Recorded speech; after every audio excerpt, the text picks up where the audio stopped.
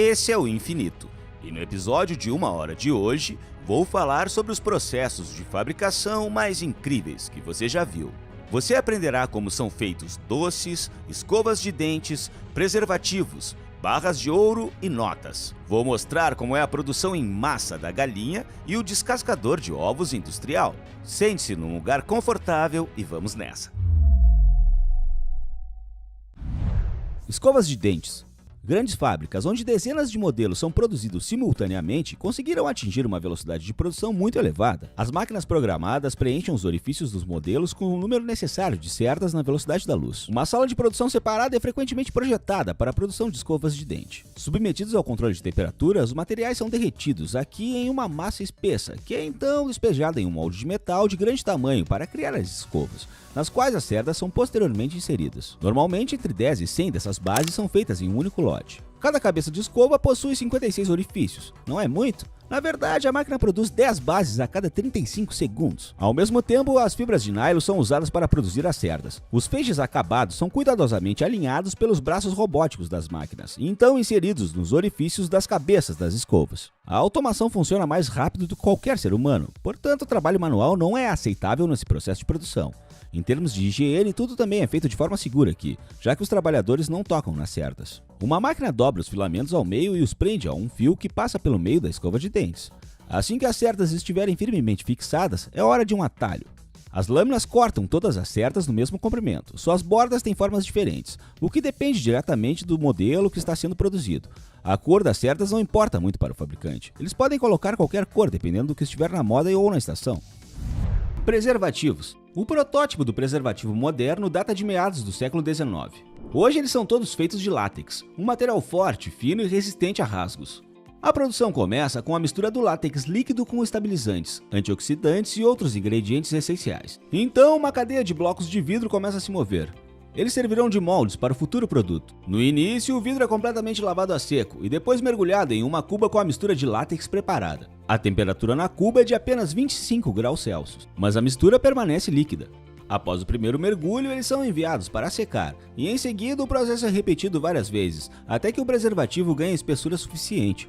E então são enviados ao forno, por entre 10 e 12 minutos.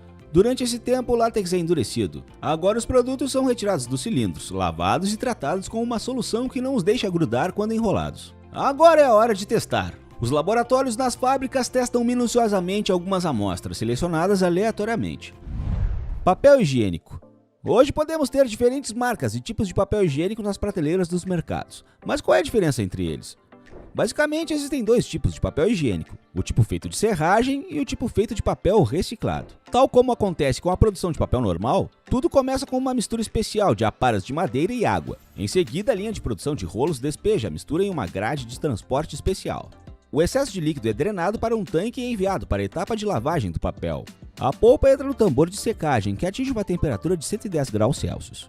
O tambor gira uniformemente e a matéria-prima seca. Em seguida, com uma faca especial, a massa seca é cortada em folhas e enrolada.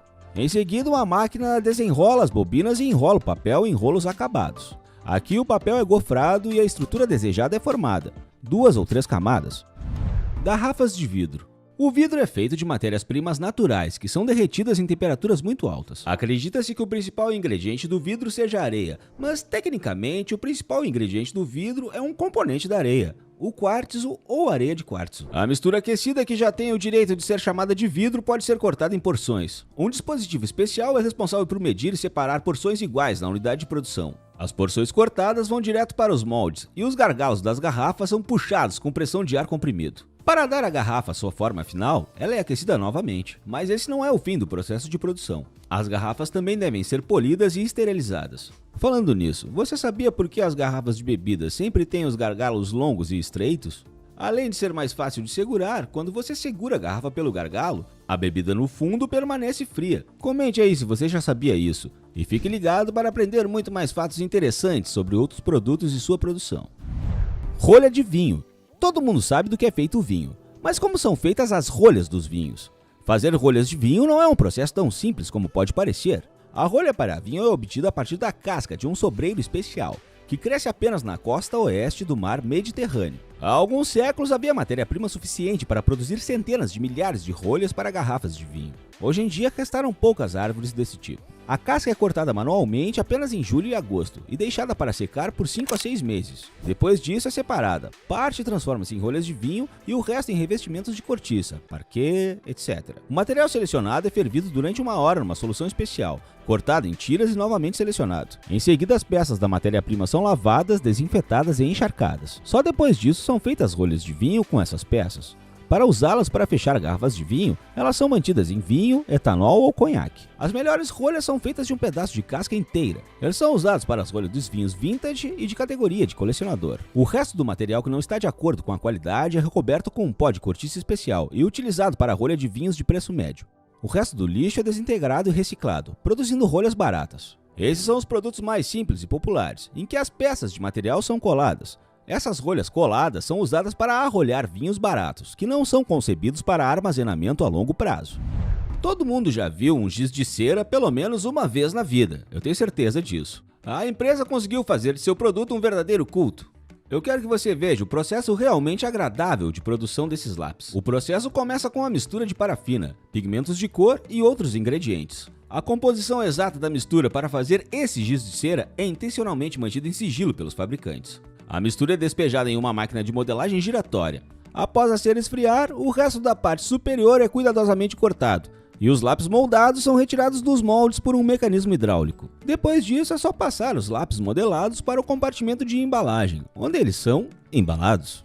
Em apenas 1 minuto, essa fábrica pode produzir 8.500 lápis de cera novos em folha. São 13,5 milhões de lápis por dia, ou cerca de 5 bilhões de lápis por ano. Só falta encontrar tanta gente disposta a aprender a pintar com lápis de cera. Você sabe me dizer como o compensado é feito? Todo mundo já viu um, mas pouca gente tem ideia de como ele é feito. Em suma, o compensado é feito colando-se as fatias mais finas de madeira. Fala sério, parece muito fácil. E você sabe como conseguir essas lâminas finas de madeira? Eu vou te mostrar. Nas fábricas de compensados, a madeira cortada é primeiro serrada em vários pedaços grandes, e o que resulta disso é colocado em uma máquina especial, equipada com uma lâmina muito afiada, que corta a madeira que fica girando dentro da máquina. As folhas resultantes desse processo têm apenas 2 milímetros. As folhas seguem a esteira automática até a oficina ao lado, onde são cortadas, depois untadas com cola e prensadas em tábuas acabadas. Tubos de alumínio. O alumínio é uma dádiva de Deus para os fabricantes de produtos domésticos. Graças à tecnologia moderna, a eficiência de seu uso aumentou muito. Nessa fábrica, por exemplo, um pedaço de alumínio do tamanho de uma moeda é transformado por máquinas em um tubo completo. Tudo que falta é uma tampinha de plástico. A produção é de 150 tubos por minuto. A propósito, o conteúdo não é bombeado para os tubos pelo pescoço. Para os fabricantes de pastas e outras substâncias líquidas, os tubos vêm com tampas, mas as pontas continuam abertas do outro lado. É por isso que ao comprar uma pasta ou creme, é necessário furar uma fina camada de metal antes de usá-lo. Fábrica de Lego. Quando questionado sobre quais brinquedos podem ser considerados os mais populares do mundo, a maioria não hesitará em responder. Não é à toa que a Lego Group Company é líder no mercado de brinquedos infantis há muitos anos. Não é surpresa, mesmo muitos adultos não se importam em se divertir brincando com esses brinquedos. Mas como produzir centenas de milhares de brinquedos? Afinal, cada um deles deve ter a forma ideal para se conectar com os outros e criar figuras multidimensionais. Um dos segredos da empresa é um tipo especial de plástico, que começou a ser fornecido para a produção em 1963. A nova composição era muito resistente e apresentava resistência à perda de cor. Só tinha uma desvantagem: era impossível produzir detalhes transparentes, então começaram a usar outro material para imitar o vidro colorido: o plástico policarbonato. Em termos de produção fabril, a produção de brinquedos Lego é um processo bastante simples. Na verdade, a criação dos elementos dos conjuntos de construção consiste em despejar o plástico líquido em um molde e colocá-lo sobre a prensa. Primeiro, o plástico muito quente é despejado nos moldes e depois se espalha por pequenos canais e entra na área de prensagem por meio de cortes muito pequenos. Quando a água fria é despejada na máquina de moldagem, ajuda o plástico a esfriar e o molde se abre, permitindo que os blocos caiam na correia transportadora. Em seguida, segue a segunda parte, mais complexa do processo: processar e adicionar detalhes artísticos, como imagens no plástico. Fato interessante: há alguns anos a empresa decidiu calcular a quantidade exata de brinquedos produzidos pelas fábricas em um ano. Com base nos cálculos, descobriu-se que em 2011 a empresa produziu 318 milhões de pneus em miniaturas para diversos veículos de brinquedo, tornando o grupo Lego o maior fabricante mundial de pneus. Mesmo a empresa como a Michelin produziu apenas 184 milhões de pneus naquele ano. Interessante, né? Vamos passar para a indústria de alimentos em seguida. Esses modernos processos de produção automatizados definitivamente o deixarão hipnotizado. Descascador de ovo. Desde que a tecnologia avançou, ninguém mais se surpreende com alimentos prontos para o consumo. Você já deve ter visto batatas e beterrabas cozidas e descascadas nos supermercados. Mas você sabia que existe uma máquina especial para descascar ovos cozidos? E ela se chama Sanovo. E ela não só descasca, mas também pré-cozinha os ovos. É só colocar os ovos num trilho especial de metal. O sistema levará os ovos para a água fervente, onde serão fervidos por 18 minutos, para depois serem enviados para esfriar por 23 minutos em um recipiente com água fria. E então são descascados todos de uma vez só, vibrando. O ovo bate nas laterais da rampa e o peso do ovo quebra a casca. O próximo passo é o buffer, onde a casca do ovo rachada é gentilmente raspada e removida. Sanovo pode ferver, resfriar, descascar 20.000 ovos em 1 hora. Indústria da cebola.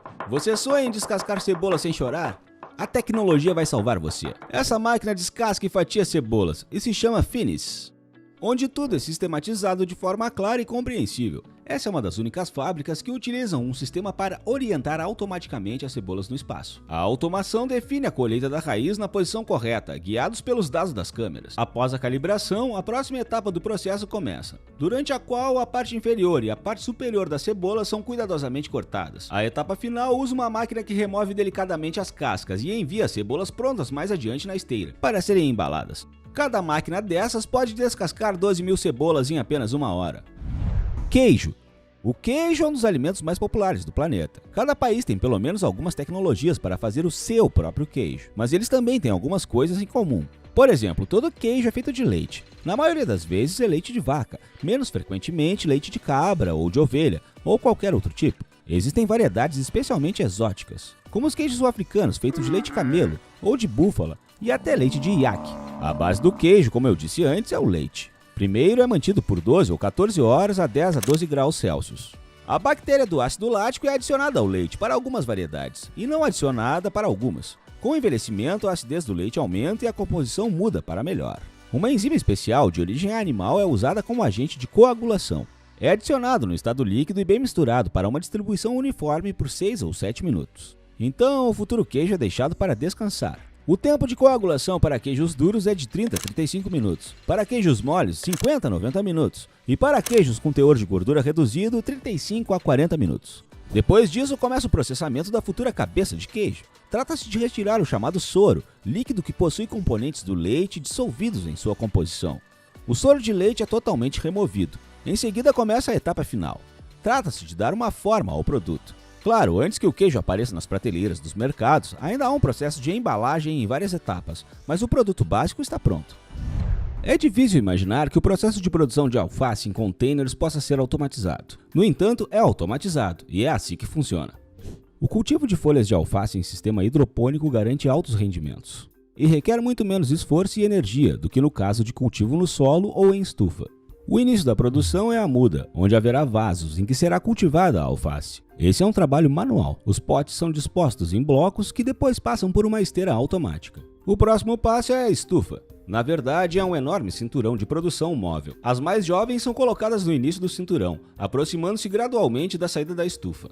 A solução nutritiva é fornecida para as plantas automaticamente, de forma que não há necessidade de controlar ervas daninhas. Elas são regadas regularmente e iluminadas com lâmpadas especiais. Entre o plantio das mudas e a colheita no fim da estufa, o processo leva entre 10 e 30 dias. Ao sair da estufa, a alface é limpa. Tiram-se folhas laterais e raízes. É pesada e embalada em sacos individuais e depois em caixas de papelão. As caixas são recolhidas durante o dia e à noite distribuídas nas lojas. Produção de peixe. Também há lugar para tecnologia moderna em fábricas onde a produção não é feita sem trabalho manual. Nesses casos, a automação é necessária para monitorar a produtividade de cada funcionário. O corte de peixes brancos, como a tilápia, é difícil de automatizar, então longas filas são organizadas, cada uma das quais pode empregar várias dezenas de pessoas. Um computador usa sensores de peso e tempo para reunir estatísticas para cada trabalhador e exibe as informações em gráficos de barras. Mas os outros processos de produção em massa de peixe, como a remoção de escamas, há muito tempo são confiados a máquinas. Até a remoção automática de ossos está em processo de implementação em algumas fábricas. O frango é um dos alimentos mais comuns em todo o planeta. Existem cerca de 20 bilhões de galinhas na Terra, e a maioria delas acaba nas prateleiras. As galinhas são criadas em fazendas em grande número. Depois que as galinhas são criadas, elas são colocadas em produção. As granjas contam com equipamentos especiais para isso. Os corpos são lançados em uma esteira que se move em grande velocidade. À medida que se move, facas especiais separam as cabeças e patas. Depois de passar por esse transportador, os corpos são limpos e modelados, aproximadamente como as vemos nas lojas. Quando todo o processo estiver concluído, o processo de distribuição começa. Os corpos são enviados para um local separado onde são ensacados, e as patas e outras partes do corpo que foram cortadas nas esteiras são enviadas para outro local, onde encontrarão seu uso. Nem todo mundo tem tempo para cortar o próprio pão nos dias de hoje. Máquinas especiais foram inventadas há muito tempo para fazer isso para nós. Uma em especial é capaz de fatiar 50 pães por minuto. E como os pães não se desmancham? A máquina usa jatos de ar para mantê-los na posição correta. A partir disso é só botar o pão dentro da embalagem. A etapa final é expelir o excesso de ar da embalagem e prender a extremidade aberta da embalagem com um clipe de metal. Tão simples, mas ainda assim engenhoso. Macarrão. Em 2017, a empresa italiana Pavan iniciou a produção automática de massas, que se revelou um dos processos mais espetaculares que já vi. A máquina amassa a própria massa, estende-a e em seguida dá forma a cada uma das variedades de massa com apenas alguns movimentos. Então a massa moldada é enviada para tratamento térmico, onde é pasteurizada e seca. Em um único turno de trabalho, essa máquina pode produzir cerca de 150 toneladas de massa fresca. Isso é mais de 1 tonelada por hora. Haja apetite, hein? A próxima parte do episódio certamente agradará aos gulosos. A seguir mostrarei como são feitos seus doces e balas favoritos. Cookies. Existem dezenas ou mesmo centenas de variedades de cookies no mercado moderno da panificação. Novas versões continuam aparecendo todos os dias e novas formas e sabores continuam sendo inventados em busca das preferências dos consumidores. No entanto, existem muitos clássicos favoritos no mercado que obviamente não sairão das prateleiras tão cedo. Por exemplo, os cookies Kurabia, que são muito populares nos países da CEI. Na verdade, vem do Oriente. Esses biscoitos amanteigados do Azerbaijão são feitos na forma de uma flor, casca ou palito. A tecnologia de fazer esses doces é relativamente simples. A manteiga é derretida com açúcar até que os cristais se dissolvam. As claras são adicionadas aos poucos e em seguida a farinha é adicionada. A massa é sovada a uma determinada temperatura, não superior a 18 ou 20 graus Celsius. A massa pronta vai para a área de trabalho, onde as porções são espremidas para fora de um saco de confeitaria com bico serrilhado. Em grandes fábricas, as máquinas robóticas são capazes de fazer dezenas ou centenas dessas flores por minuto. A mesma máquina é capaz de fazer formas diferentes de cookies se você trocar de programa. Nesse caso, os biscoitos em forma de camomila possuem uma pequena cavidade no meio, que é preenchida com purê de frutas ou geleia após o cozimento. Bolos. Mas quando se trata de fazer bolos, você não pode prescindir do trabalho manual. Quando os bolos de fábrica apareceram pela primeira vez nas prateleiras, eles se esgotaram quase imediatamente, mas agora o trabalho manual se tornou mais valioso novamente. Nos últimos anos, grandes indústrias passaram a confiar no trabalho manual novamente, mas também não podemos viver sem máquinas. Fazem as etapas necessárias nos estágios iniciais, amassar a massa, dar forma e cortar os bolos acabados. Mas é muito mais fascinante observar a decoração de bolos, pois a principal característica desse doce é a sua aparência. Para a decoração artística das grandes confeitarias, utilizam-se principalmente produtos semi-acabados prontos. Eles dão aos produtos um aspecto, sabor e aroma agradáveis. Uma grande variedade de produtos semi-acabados se resume aos seguintes tipos: cremes, produtos semi-acabados de frutas e bagas, maçapão, granulado e muito mais. O elemento mais importante da decoração é o creme, claro. É uma massa plástica espumosa. As matérias-primas para a preparação de creme são melange ou clara de ovo, manteiga, natas com adição de açúcar granulado, leite, sabores e fragrâncias. Ao bater esses tipos de matérias-primas, a massa torna-se inchada devido à saturação com o ar. Kit Kat. A marca Kit Kat data de 1911, mas o produto começou a aparecer nas prateleiras posteriormente. Inicialmente, a fabricante produziu o doce em forma de caixa de chocolates. Somente em 1935 foi decidido mudar o conceito, e os consumidores foram apresentados a um novo conceito: um wafer revestido de chocolate, dividido em 4 seções, ou dedos, como eram chamados pelo criador. A produção das barras de chocolate é dividida em várias etapas: confecção dos produtos semi-acabados, wafer, moldagem do chocolate e sua embalagem. Uma determinada área é projetada para cada uma das etapas. A confecção do wafer começa com a preparação da massa. É pré-misturado em um recipiente separado. A massa é colocada nas formas para assar waffles. Em seguida, as lâminas vão para a prensa. Após o resfriamento, os waffles são cortados em produtos semi-acabados no tamanho desejado e encaminhados para a linha de moldagem. É assim que as folhas de wafer se movem ao longo das esteiras, chegando à oficina, onde se transformam no recheio de uma barra de chocolate. A moldagem da barra de chocolate começa com a formação da crosta. Para que isso aconteça, um pouco de chocolate é despejado em uma forma. A seguir, os wafers são colocados nesse molde com a crosta. Em seguida, eles vão para a prensa, e em seguida essas formas são preenchidas com chocolate. A última etapa é resfriar as barras de chocolate nas geladeiras. Após o chocolate com wafer ter congelado, ele é removido das formas. As barras de chocolate entram na área da embalagem, onde terminam sua jornada. A partir daqui, os produtos embalados seguem direto para as lojas. Quer saber fatos mais interessantes? Fique ligado! Todos os detalhes mais legais sobre outros doces e sua produção estão mais adiante nesse vídeo. Vamos nessa! Mel. Estamos familiarizados com as etapas iniciais da produção de mel natural. Afinal, todo mundo sabe que o doce saudável preferido de muitas pessoas é feito pelas abelhas, certo? Mas como uma grande quantidade de mel passa das colmeias para os potes nas prateleiras dos mercados. Estabelecer as colmeias, povoar as abelhas e esperar pela colheita são como eram há 100 anos atrás. Diferenças significativas podem ser percebidas apenas na fase de recebimento das esquadrias prontas. Elas são enviadas diretamente para as instalações de produção dos grandes apiários. A colheita do mel é a operação mais trabalhosa na apicultura. É realizada de 1 a 3 vezes durante o verão. Para melhorar a qualidade do produto, não é recomendável retirar o mel do fundo da colmeia. Nele se acumulam produtos da vida das abelhas, incluindo uma maior concentração de medicamentos. Em primeiro lugar, os favos de mel selados nas armações são abertos. Em seguida, as molduras abertas são inseridas no extrator de mel, onde o mel voa para fora das células por força centrífuga, atinge as paredes e escorre. Depois que uma quantidade suficiente de mel se acumula no fundo, ele é colocado em recipientes e passado por uma peneira para evitar que abelhas, larvas e pedaços de cera entrem nele. No entanto, os fabricantes de mel em grande escala raramente se limitam a apenas produzir um produto puro. O mel não é o produto mais barato. Além disso, ainda mais lucrativos são os produtos apícolas que os acompanham: cola de abelha, geleia real e pólen. A demanda por esses produtos está em constante crescimento em várias indústrias e esferas, como farmacêutica e cosmetologia. Pretzels automáticos. Não é à toa que a Alemanha é conhecida em todo o mundo por sua tecnologia excepcional. Os alemães conseguiram até criar uma máquina que está programada para fazer pretzels. O pretzel é um salgado que mede entre 10 e 15 centímetros, feito de farinha de trigo, malte, fermento e água. Até a década de 30 eles eram feitos à mão. Um padeiro experiente pode empilhar até 40 pretzels em 1 minuto. A máquina moderna chamada Multitwist é capaz de fornecer todas as fases do cozimento. É responsável por amassar, enrolar e fatiar a massa. Após a fase preparatória, as tiras da massa são enroladas em feixes, que a máquina dá a forma de ferradura.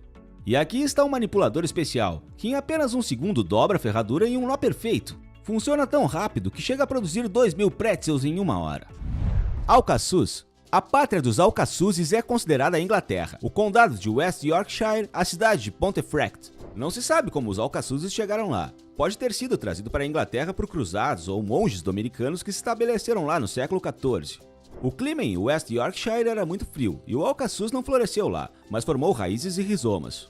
Dentro de algumas décadas, todos os campos circundantes estavam cobertos de mato. No início do século XVII, a cidade já havia estabelecido a produção de pequenos bolos feitos com extrato de alcaçuz, que eram tomados como remédio. Mas as guloseimas continham açúcar, por isso decidiu-se chamá-las de doce. Eles rapidamente se tornaram populares e logo as fábricas de produção de alcaçuz começaram a operar com capacidade total. No processo de preparação, todos os ingredientes são misturados, aquecidos a 135 graus Celsius, e em seguida o líquido é despejado em formas polvilhadas com pó amiláceo. Quando endurece, os rebuçados resultantes são borrifados com cera de abelha para dar brilho à superfície, cobertos com açúcar de confeiteiro ou chocolate, embalados e enviados para as prateleiras das lojas. Bengala doce. Você pode não reconhecer esse doce pelo nome, mas certamente viu ele em supermercados mais de 1 ou 2 vezes. É especialmente comum durante os feriados de Natal e Ano Novo, e por um bom motivo. As bengalas doces feitas de tiras de cores vivas apareceram pela primeira vez no Ocidente, onde conseguiram se tornar um dos símbolos tradicionais do Natal. Normalmente, essas bengalas doces listradas coloridas são usadas para decorar árvores de Natal, grinaldas de Natal e casas de pão de gengibre. As primeiras bengalas de caramelo apareceram já em 1670. Elas mudaram nos tempos modernos? As primeiras versões desse doce eram bastões de açúcar branco, mas em meados do século XVII elas haviam assumido a forma de bengala e se espalhado pela Europa. Elas eram feitas por chefes pasteleiros que puxavam, cortavam e torciam a guloseima e depois a transformavam em uma bengala. Os palitos frágeis se partiam facilmente e se deterioravam com a umidade, portanto sua fabricação exigia muita habilidade. Felizmente o progresso avançou e agora as bengalas de caramelo são produzidas industrialmente em máquinas especiais. As bengalas doces se tornaram tão populares em todo o Ocidente que em homenagem a elas até inventaram um feriado. O Dia Nacional das Bengalas Doces, que é comemorado em 26 de dezembro. E durante as festas de Natal, os confeiteiros realizam até concursos para fazer as mais longas e saborosas bengalas doces. Marshmallow. Nas últimas décadas, os marshmallows dominaram quase todo o mundo. A produção dessa guloseima está crescendo exponencialmente. Os doces suaves, assados no fogo, tornaram-se uma espécie de símbolo do aconchego. Mas você sabia que os marshmallows vieram originalmente ao mercado como uma cura para angina? A malva foi um ingrediente importante até que a droga foi considerada ineficaz.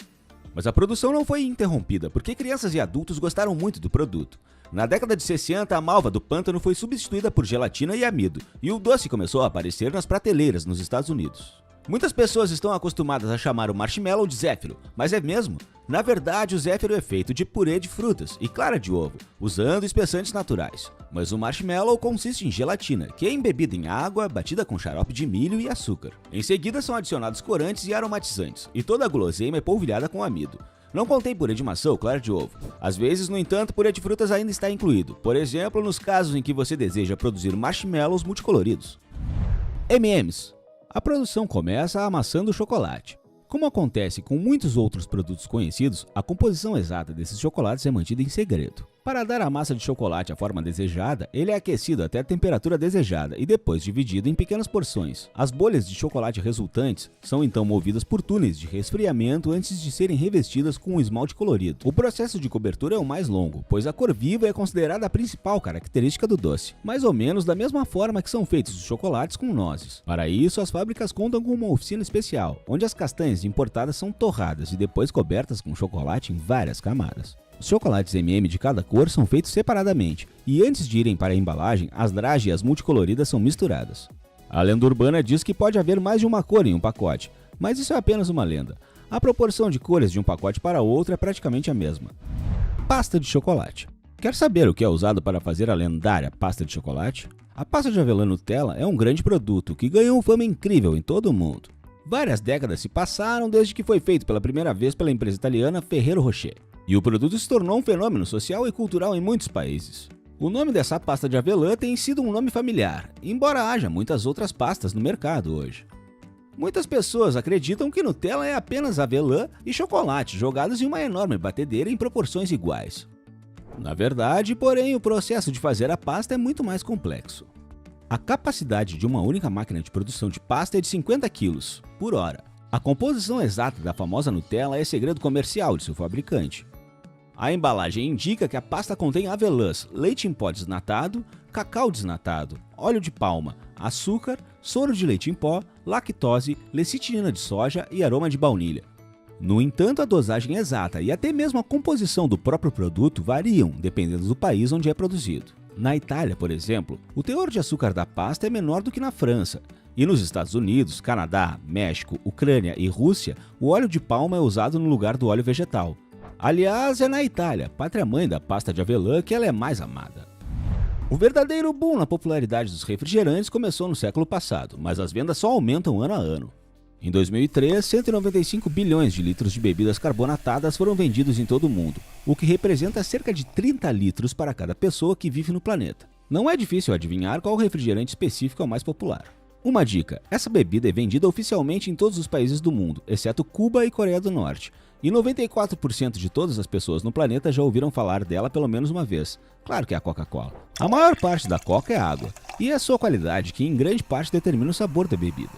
Para garantir que o sabor seja o mesmo em todo o mundo, a água em todas as fábricas é trazida com o mesmo padrão de qualidade. Na oficina de tratamento de água, ela passa por um complicado sistema de purificação de vários estágios. É purificado de cloro com filtros de carbono e descontaminado com ultravioleta. Em seguida, a água é misturada com xarope. Esse último é feito de açúcar, mas ainda não tem gosto de coca. Na próxima etapa, a base da coca é adicionada ao xarope simples. Ela dá à bebida seu sabor, cor e cheiro. São poucas as fábricas no mundo que fazem a base da bebida. Estão nos Estados Unidos, Porto Rico, França e Irlanda. Claro que a base não é tudo. Para completar a produção da Coca-Cola, você precisa de corante de caramelo, daí a cor preta da Coca. Ácido ortofosfórico, cafeína e aditivos aromáticos, baunilha, canela e extrato de folha de coca. A principal concorrente da Coca, a Pepsi, é produzida de forma semelhante. Mesmo assim, há uma diferença na produção. Pepsi consiste em água, xarope e dióxido de carbono. A água é extraída de poços artesianos da usina, que tem entre 125 e 180 metros de profundidade. A água passa por vários estágios de purificação antes de chegar à unidade de produção. O xarope é produzido na sala de mistura. Grande parte de sua composição é açúcar. A sua cor marrom escura é dada pelo corante açucarado, que está marcado no rótulo como corante E150A. Há uma ligeira diferença de sabor entre a Coca-Cola e a Pepsi. Mas você consegue dizer a diferença entre um donut europeu e um donut americano à primeira vista? Na verdade, não é tão difícil quanto você pode pensar, porque eles são produzidos de forma diferente. Fique ligado para saber todos os detalhes, bem como para ver a produção de outros produtos que vão te surpreender. Vamos nessa. Donuts. Você sabia que os primeiros donuts eram muito diferentes do que estamos acostumados a ver hoje? Quando os imigrantes da Dinamarca trouxeram a receita de donut com eles para a América, a guloseima era redonda e sem buracos. Hoje em dia, muitos países desenvolveram sua própria versão da receita tradicional. Qual é a melhor? Você decide, mas os mais populares no mundo hoje são considerados 3 tipos principais. O tradicional é uma bola dourada. Esse donut tem uma forma de um anel. Esses outros são cozidos em grandes quantidades de óleo e servidos quentes. O segundo tipo é o donut alemão, também conhecido como Berliner. Esse é um donut europeu, que é especialmente popular na Áustria e na Alemanha. É feito com uma massa doce de fermento, fritando-a em ambos os lados. Os confeiteiros invertem a guloseima no processo. O resultado é essa listra branca em seu entorno. Geralmente são recheados com confite ou creme e polvilhados com açúcar de confeiteiro e cobertura de glacê. E finalmente, o mais mencionado na mídia, um donut. Esse é um donut americano, que tem o famoso formato de anel. Os donuts são fritos, mergulhando-os em uma frigideira. Como os alemães, costumam ser feitos com uma variedade de recheios, geleia, creme de leite ou creme proteico, e cobertos com uma cobertura ou polvilhados com açúcar de confeiteiro, nozes e lascas de coco. À primeira vista, as receitas para fazer donuts tradicionais e donuts americanos são bastante simples. A primeira coisa a fazer é peneirar a farinha para retirar as impurezas, soltá-la e oxigená-la, e é seguido pelo processo de amassar a massa. Para assá-los, costuma-se usar um equipamento automatizado especial, que inclui uma máquina de mistura de massa, fritadeiras com armários embutidos, uma divisão e máquina de arredondar, dispensadores de cobertura, um misturador e uma máquina de glaciar. Hoje em dia, grandes fábricas automatizam sua produção quase completamente e cada linha completa tem uma capacidade de produção de 700 ou 800 donuts por hora. Em que marca você pensa quando pensa em frango frito? A maioria não vai demorar muito para pensar e dizer KFC. O cardápio dessa franquia oferece frango de todas as formas possíveis, de asas a coxas, a iscas e hambúrgueres. Mas qual é o perfil de sabor do frango KFC? Reza a lenda que tudo gira em torno do Coronel Sanders, que primeiro teve a ideia de assar frango em uma mistura de 11 ervas e temperos. As especiarias e ervas são feitas em 2 máquinas diferentes e uma terceira máquina as mistura. Apenas algumas pessoas no topo da empresa proprietária da marca KFC conhecem a receita original e exata. É um dos maiores segredos culinários da atualidade. Há publicações que dizem que o segredo do KFC é muito simples: sal, pimenta do reino e um intensificador de sabor. Afinal, ninguém está nos impedindo de desmontar o frango e descobrir sua composição química. Dá para ter uma ideia aproximada de como pode ser uma mistura de 11 ervas e especiarias. Deve haver pelo menos alguma cor nele, especialmente considerando o fato de que a composição possui vários tipos de pimentas. Mas esse pó branco se parece com uma mistura de ervas? Claro, os trabalhadores não sabem o segredo do Coronel Sanders, mas também não é um segredo. O que você acha? Essa mistura secreta de 11 ervas e especiarias ainda existe? Twix.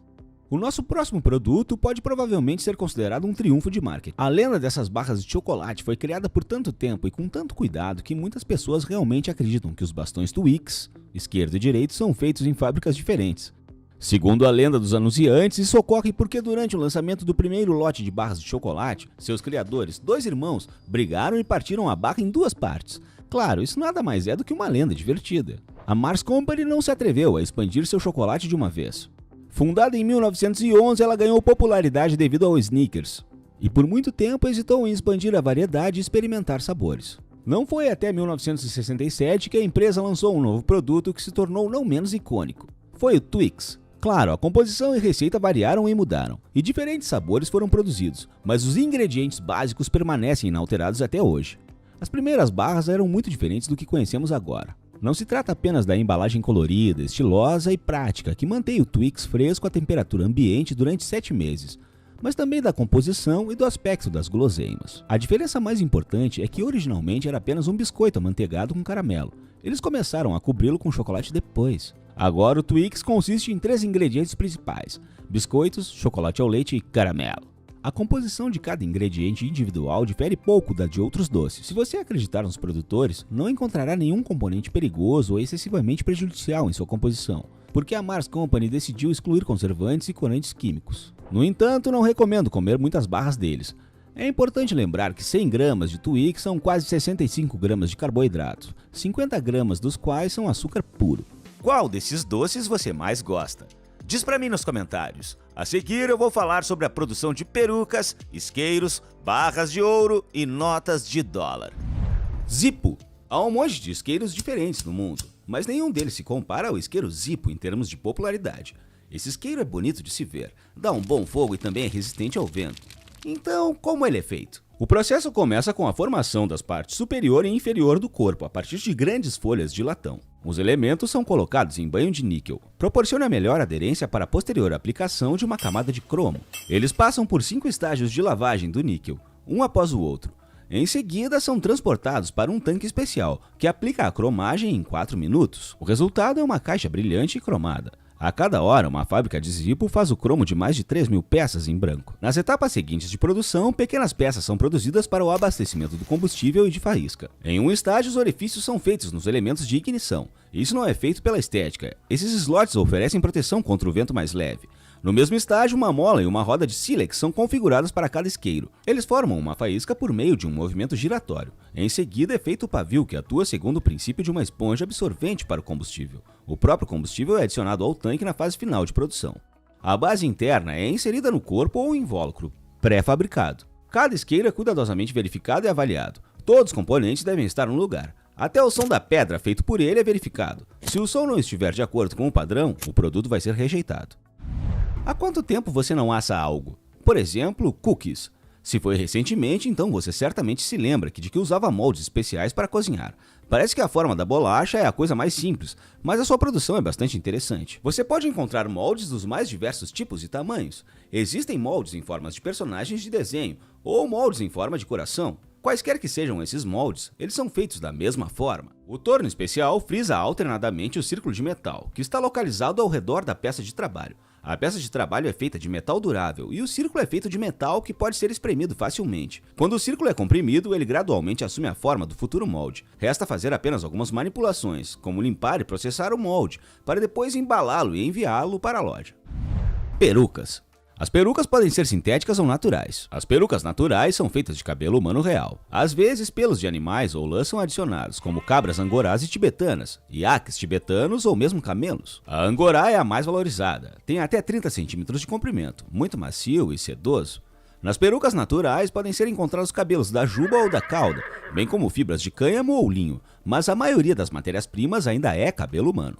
Para sintéticas, utiliza-se acrílico, vinil e canecalon, que contém algas. A peruca natural parece mais natural, o que é óbvio. O dono dessa peruca tem a oportunidade de fazer as mesmas manipulações com o cabelo, como se fosse seu cabelo real. Eles podem tingir uma peruca completamente, ou tingir fios separados, ou eles podem enrolar o cabelo. A peruca deve ser perfeitamente adaptada ao formato da cabeça, por isso, destinada ao uso diário, geralmente é encomendada individualmente. Esses modelos levam em consideração a circunferência da cabeça, a distância entre as têmporas e outros parâmetros. A peruca é fixada à base, por exemplo, a um material que é muito parecido com a pele humana, ou uma malha elástica com células minúsculas. O cabelo é preso a essa base com a mão. As perucas feitas à máquina geralmente imitam cortes de cabelos curtos. São feitas com mechas, que são feixes de cabelos tecidos, que também são feitos com auxílio de máquinas. Antes de iniciar o processo de trançado, os cabelos são tingidos com a cor e tonalidade desejadas. Muitas vezes, cores diferentes são misturadas, o que dá à peruca acabada uma grande semelhança com o cabelo natural, que teria sido tingido em um salão de beleza. Em seguida, as tranças são costuradas na base, de acordo com o esquema, correspondendo à silhueta escolhida da peruca. O trabalho manual é feito por meio de vários ganchos de tamanhos diferentes. O cabelo é tecido na base e fixado com um nó especial. O mesmo método é usado para criar perucas teatrais. As perucas feitas à mão podem imitar manchas carecas, fios cinza simples e até mesmo a calvície. Existe outro processo para fazer perucas, um processo combinado. Envolve a produção mecanizada das partes da peruca, que são o topo e a parte de trás da cabeça. O trabalho nas têmporas e na parte frontal é feito manualmente. O cabelo dessa peruca pode ser penteado atrás das orelhas ou jogado para trás, revelando a testa. Brinquedos para aliviar o estresse. Uma superabundância de informações, emoções e falta de descanso levam ao estresse. Uma das maneiras mais fáceis de relaxar é apertar uma almofada anti-estresse ou um brinquedo anti-estresse com enchimento especial. Tenho certeza de que muitos de vocês têm esse brinquedo em casa, mas você sabe o que aconteceu com ele antes de aparecer nas prateleiras das lojas e em suas mãos? O enchimento de qualquer brinquedo anti-estresse é especial, que tem um ligeiro efeito massageador no corpo humano. O enchimento são pequenos grânulos de massagem de espuma de poliestireno. Esse produto é agradável ao toque. Você pode deitar sobre ele, amassá-lo nas mãos ou até mesmo batê-lo. Os grânulos de poliestireno são baratos, duráveis, não são atacados por ácaros, não acumulam poeira e não absorvem umidade. Outra opção sintética são bolas siliconizadas. Possuem revestimento antibacteriano, toleram altas temperaturas de lavagem e não perdem a forma. Além disso, eles podem ser preenchidos com materiais naturais, como casca de trigo sarraceno e lã, mas esses produtos são mais caros. Husk é pesado o suficiente, então seria difícil jogar travesseiros com esse enchimento pela sala. Os produtos com recheio de lã têm um preço bastante alto e requerem um manuseio cuidadoso. Caso contrário, rapidamente perdem a forma. Ao mesmo tempo, são muito úteis, porque não só têm um efeito anti-estresse, mas também servem como uma espécie de terapia para reumatismo, artrite, artrose e até doenças respiratórias. Slime é outro brinquedo que provavelmente todo mundo conhece. Ele foi produzido pela primeira vez em 1976. Os primeiros deles, feitos em uma fábrica de brinquedos na Califórnia, eram feitos de 4 ingredientes principais: goma guar, bórax, polímeros e cola. Hoje em dia, goma guar e bórax são os únicos 2 ingredientes principais na produção de slimes. Eles desempenham um papel de espessantes. A goma de guar é um produto inofensivo, utilizado na culinária para engrossar geleias, ketchup, molhos, assim como pratos de carne e peixe. Quanto ao bórax, em grandes quantidades é perigoso para a saúde. Mas não se preocupe, não há muito disso nos slimes. Em geral, o brinquedo em si não faz mal à saúde, mas é recomendável evitar o contato do slime com as mucosas. Quanto aos polímeros e cola, esses ingredientes são geralmente usados na produção de slimes baratos. Não são perigosos, mas é melhor não brincar com esses slimes por muito tempo. Portanto, agora sabendo do que é feito, você pode adivinhar o quão prejudicial é o produto. A propósito, você sabia que o slime tem a propriedade de um fluido newtoniano? É por causa dessa propriedade que ele não derrama e é fácil de coletar. Barras de ouro.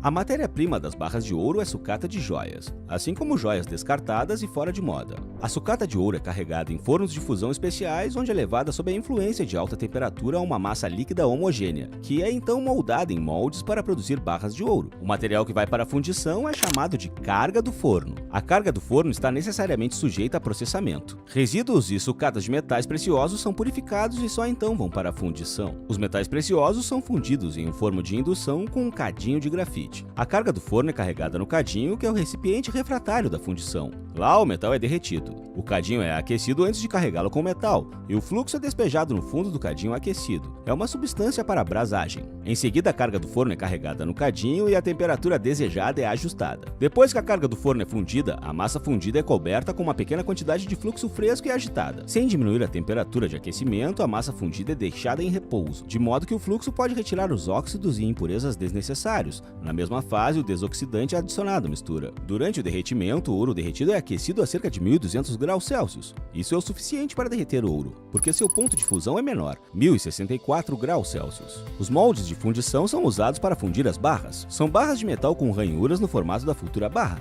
Os moldes de fundição são calcinados a uma temperatura de 500 a 550 graus Celsius, com lubrificantes tecnológicos. O lubrificante garante boa qualidade das barras, o que é o bom espalhamento do fundido na célula. Em essência, todo o processo de produção das barras de ouro é semelhante ao modo como uma dona de casa faz biscoitos na cozinha e em formas. Assim como as formas de biscoito, os moldes de fundição, ou seja, os moldes da barra de ouro, devem primeiro ser aquecidos e depois lubrificados com um pó tecnológico de grafite. Dessa forma, o ouro não queimará e a barra ficará linda. Quando o fundido está pronto, o metal é finalmente derramado. Ela é despejada através da calha de vazamento do cadinho nos moldes de fundição e após a cristalização e envelhecimento completos, a barra é removida. O ouro derretido é viscoso e derramável, parecendo gelatina. No entanto, solidifica muito rapidamente, pois leva apenas alguns segundos para cristalizar. Os trabalhadores então retiram a barra e a mergulham em água fria. A barra de ouro está quase pronta. Restam apenas alguns detalhes. Primeiro, uma pequena amostra é levada ao laboratório químico da fábrica. Esse é um tipo de controle de qualidade para garantir que a barra seja excelente. Se o ouro não for puro o suficiente, a barra é refundida e todo o procedimento é refeito. Se a barra for bonita e pura e atender a todos os padrões, ela recebe seu próprio número. A marca e o nome do fabricante são estampadas nela.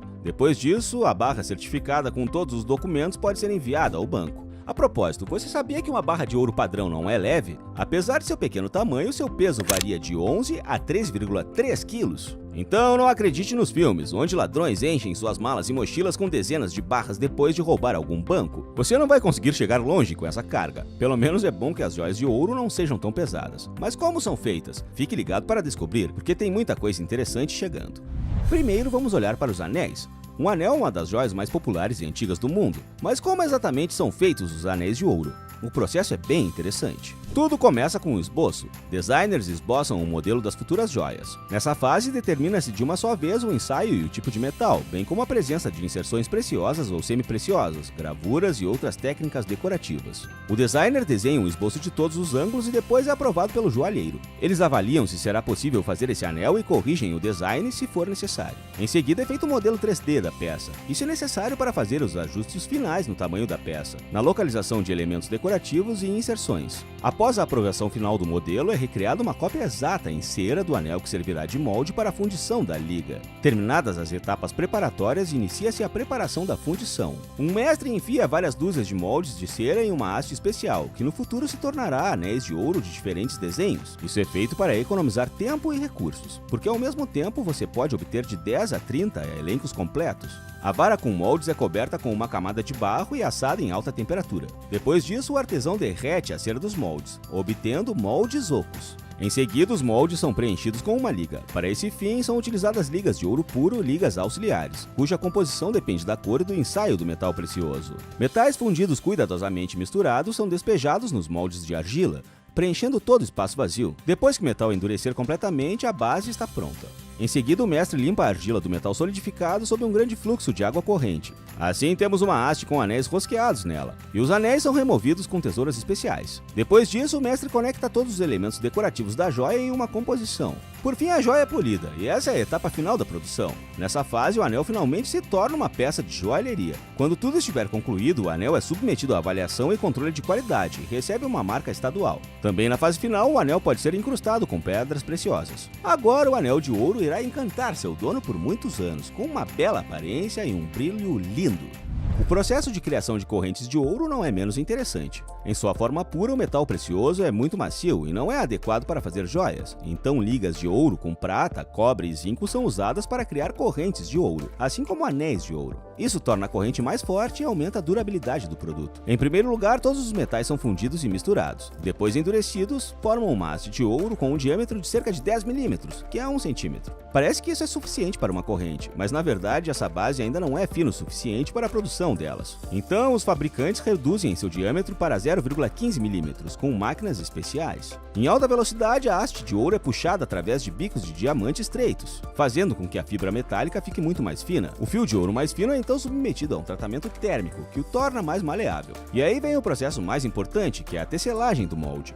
É nessa fase que a futura corrente toma sua aparência. A tecelagem da corrente é feita por máquinas especiais, cada uma das quais cria um tipo particular de tecelagem, da corrente de âncora à corrente de freio. A haste de ouro é passada através de um dispositivo mecânico que tece um belo padrão de seus fragmentos, conectando os elos acabados. O dispositivo é capaz de criar uma corrente de 600 elos em 1 minuto. Após a conclusão dessa fase, o produto é coberto com um pó especial de ouro. A corrente é colocada em um forno aquecido a 900 graus, onde o pó derrete e torna cada peça de joalheria monolítica. A corrente de ouro é então cortada em segmentos e polida com uma máquina de polimento diamantada. O próximo passo na fabricação de joias é prender o fecho. O último passo na criação de uma corrente de ouro é a limpeza da joia em uma solução química contendo ródio. Dá um brilho extra e previne as reações alérgicas à composição da liga de ouro. Feito! Agora as correntes podem ser enviadas para os salões e lojas de joias.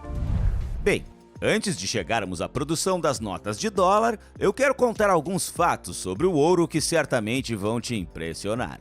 Como a Terra estava em um estado fundido imediatamente após sua origem, quase todo o ouro atualmente na Terra está em seu núcleo. Os cientistas afirmam que o núcleo do nosso planeta contém 5 vezes mais ouro do que há em todas as reservas conhecidas e acessíveis ao homem. Se esse ouro cobrisse a superfície do planeta, a camada teria meio metro de espessura.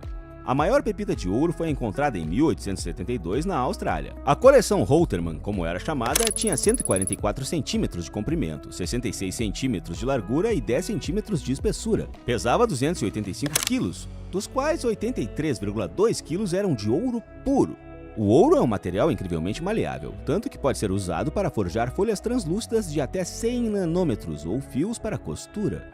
Apesar da abundância de barras e produtos de ouro, não há muito ouro no mundo. As atuais reservas globais de ouro são estimadas em cerca de 32 mil a 34 mil toneladas. Se você derreter todo o ouro do mundo e fizer dele um cubo, seu lado teria cerca de 12 metros. Portanto, o ouro pode ser corretamente chamado de metal mais raro e precioso do mundo.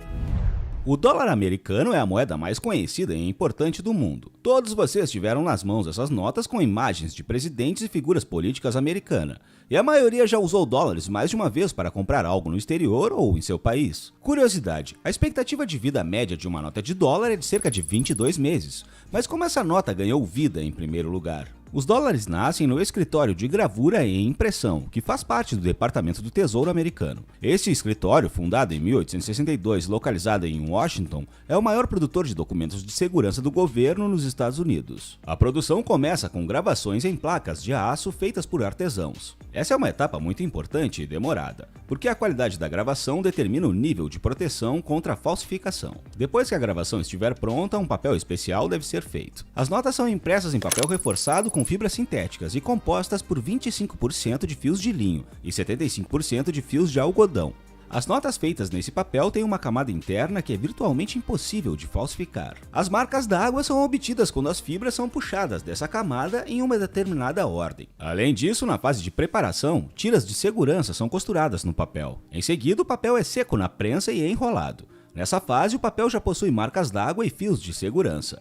Então, cada rolo pode ser enviado para a confecção de notas de um determinado valor. Os rolos são recebidos e desembrulhados. É hora de aplicar a tinta no papel. Com exceção da imagem do carimbo do Banco Federal e do código numérico e alfabético da nota, as imagens e inscrições na capa das notas são impressas em tinta preta, que possui propriedades magnéticas. As imagens e inscrições no verso das notas são impressas em tinta verde, que não possui propriedades magnéticas. Depois que a tinta secar e as folhas de design das notas estiverem prontas, elas serão digitalizadas em forma de defeitos no estágio seguinte. Após a verificação, as folhas recebem números de série. Na oficina onde o dinheiro chega à fase final, as folhas são finalmente cortadas. Depois disso, são contadas e embaladas. Então são enviados ao Federal Reserve Bank, de onde se espalharão por vários bancos americanos e de todo o mundo. O dólar é uma moeda amplamente aceita, mas na Europa é melhor carregar euros do que dólares. A principal moeda europeia possui um alto valor total em dinheiro, belas notas e características interessantes. Pegando uma nota de euro aleatória, você pode determinar para qual país ela foi produzida. Cada país da zona do euro coloca uma letra antes do número de série. Por exemplo, é Z para a Alemanha, V para a Espanha, N para a Áustria, etc. As notas de euro são emitidas por decisão do Banco Central Europeu. As notas são impressas em papel de fibra de algodão que prolonga a vida útil das notas e torna mais difícil sua falsificação.